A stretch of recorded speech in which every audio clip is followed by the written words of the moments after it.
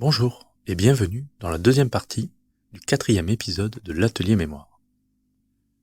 Je vous rappelle que cet épisode de podcast est divisé en deux parties. Dans la première partie, je vous ai posé diverses questions.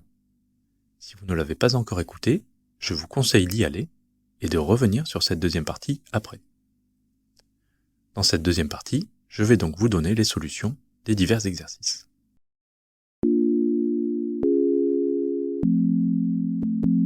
Dans le premier exercice, il s'agissait de retrouver 10 mots à partir de leur définition, sachant que les mots avaient un sens différent au masculin et au féminin. Le premier mot à trouver était au féminin mollusque et au masculin contenant un gâteau. Et la réponse était moule. Le numéro 2, au féminin poisson d'eau douce et au masculin os du poignet, la réponse était carpe.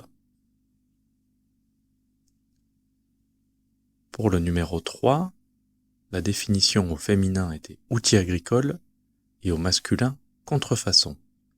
Et la réponse était faux, F-A-U-X.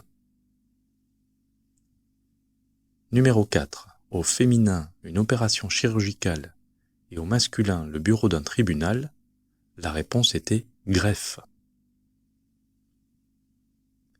Numéro 5, au féminin un amas de bulles et au masculin un jeune marin, la réponse était mousse.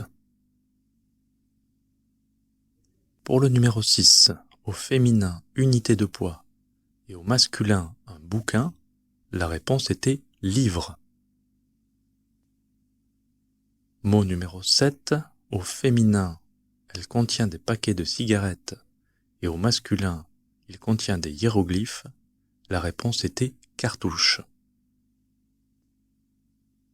Numéro 8, au féminin résultat d'une addition et au masculin sieste, c'était somme. Numéro 9, au féminin synonyme de boue et au masculin on y met des fleurs, la réponse était vase. Numéro 10, féminin tranche de lard et au masculin musicien celte, la réponse était barde.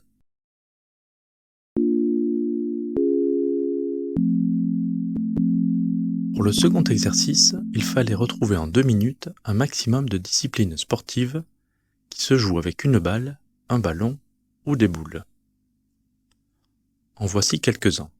Le tennis, le golf, le rugby, on aurait pu préciser rugby à 13 ou rugby à 15, la pétanque, le baseball, le volleyball, le basketball, le football, le ping-pong, le cricket, le croquet, le football américain, le polo, le squash, le water-polo, le billard, les quilles ou le bowling, le baby-foot ou encore le beach volley.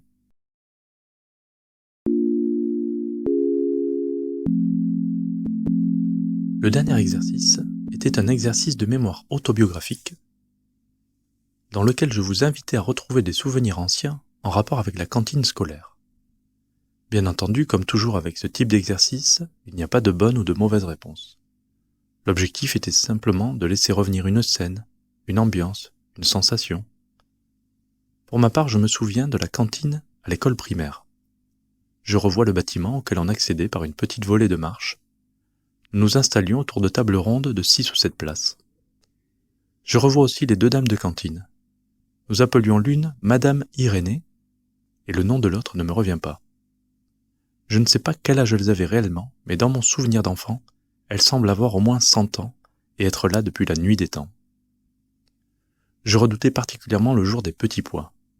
Je me revois même un jour avec 10 petits pois soigneusement alignés devant moi. Il fallait que je les termine, alors que mes camarades étaient déjà repartis en classe. À chaque bouchée, je me pinçais le nez, mettais le petit pois dans ma bouche avec un morceau de pain et avalais vite une gorgée d'eau pour faire passer le tout.